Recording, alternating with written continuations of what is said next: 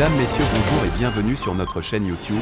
Ici nous vous donnons la clé, alors si vous êtes nouveau, abonnez-vous et cliquez sur la cloche de notification pour ne plus rien manquer. Cela fait, on peut commencer. La transition face à l'épreuve du pouvoir. Les affaires échappent-elles aux autorités? Au moment où les chefs religieux, indignés par des propos blasphématoires proférés contre le prophète de l'islam par un illustre ignare, haranguaient la foule immense de fidèles, déchaînés contre les attaques répétées à l'encontre de leur religion, loin de là, dans les abords de Ménaka, deux groupes terroristes engagés dans une logique de positionnement se livrent une bataille implacable d'une rare violence dans un pays. Deux événements inédits, totalement différents l'un de l'autre quant à leur enchaînement idéologique, mais qui symbolisent la gravité d'un pays en tourmente. Les autorités militaires qui dirigent la transition ont-elles les coups de frange pour inverser la courbe fâcheuse des événements? Insécurité grandissante, isolement diplomatique sans précédent, graves troubles sociaux en perspective, scandales de gestion répétitifs, les défis auxquels les autorités de la transition sont confrontées reflètent la réalité d'un pays qui peine à retrouver son souffle.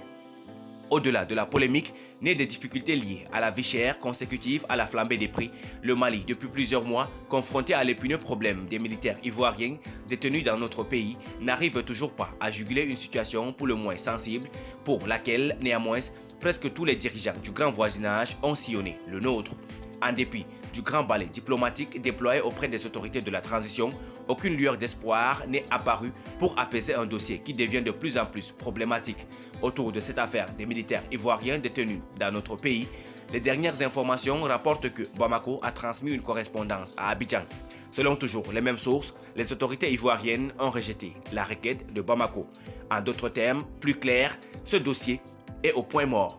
La diplomatie togolaise est, semble-t-il, d'arrache-pied pour trouver plus efficacement les voies et moyens d'un règlement plus adéquat à ce dossier. En attendant que les efforts de la diplomatie togolaise reproduisent des résultats probants, c'est le monde entier qui observe le Mali du colonel Assimi Goïta face à une situation qui a tout l'air de prendre une allure internationale. Autre goulot d'étranglement, l'insécurité grandissante qui touche une grande proportion du pays.